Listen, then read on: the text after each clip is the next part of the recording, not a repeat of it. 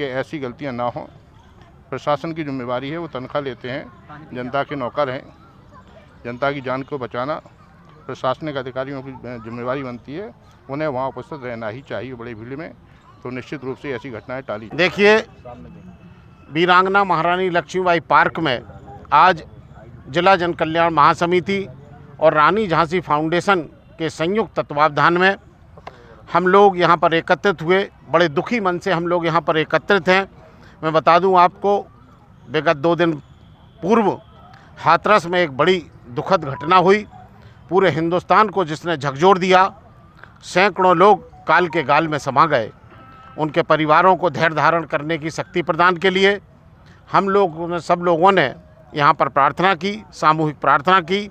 महानगर धर्माचार्य आचार्य पंडित हरिओम पाठक जी ने इस प्रार्थना सभा में उन दिवंगत आत्माओं की शांति के लिए शांति पाठ किया। इस अवसर पर हमने मांग की कि जो लोग दिवंगत हुए हैं उनके परिवारों को 5-5 लाख रुपया सरकार प्रदान करे, घायलों को 2-2 लाख रुपया कम से कम प्राप्त हो, और जो लोग इस घटना के जिम्मेदार हैं उनको जो है सज़ा अवश्य मिले। साथ ही साथ हम लोगों से ये भी अपील कर रहे हैं, हमारा आस्थावान होना बहुत ज़रूरी है। हम आस्थावान रहें, हम धर्म प्रेमी रहें, हम धर्म को भी मानें, लेकिन हमें धर्मांध नहीं होना है।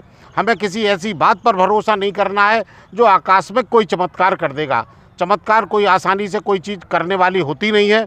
हमें धर्मांध बिल्कुल नहीं होना है। हमें किसी ऐसी बात के पीछे नहीं भागना है जिससे कि कोई अप्रिय घटना घटित हो जाए। इसके साथ साथ हम लोगों से ये भी अपील कर रहे हैं कि लोग अपने विवेक का भी प्रयोग करें।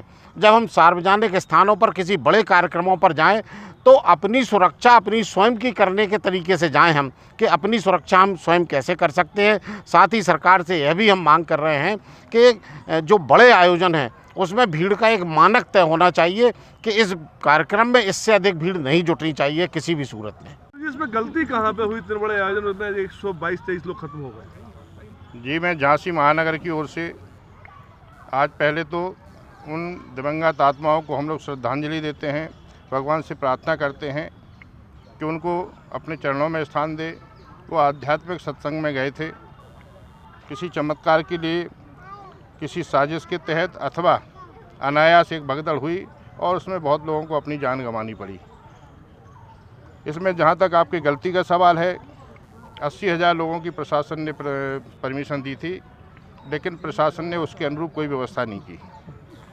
प्रशासन की जिम्मेवारी होती है, LIO की जिम्मेवारी होती है कितने लोग हमारे नगर में आ रहे हैं और उतने लोगों की सुरक्षा सुनिश्चित करना। जो तनख्वाह पा रहे हैं, ट्रेनिंग लिए हुए हैं, उसके स्पेशलिस्ट हैं, उन लोगों की ज़्यादा होती है। आयोजक क्योंकि अनट्रेंड होते हैं, पूरा प्रयास करते हैं, लेकिन उनसे गलतियां होने की संभावना रहती है। इसलिए आयोजकों के साथ को भी ट्रेनिंग दी जानी चाहिए इतने बड़े कार्यक्रम के लिए पहले, और फिर प्रशासन को भी वहाँ उपस्थित रहना चाहिए था। इसमें दोनों की ओर से गलती है।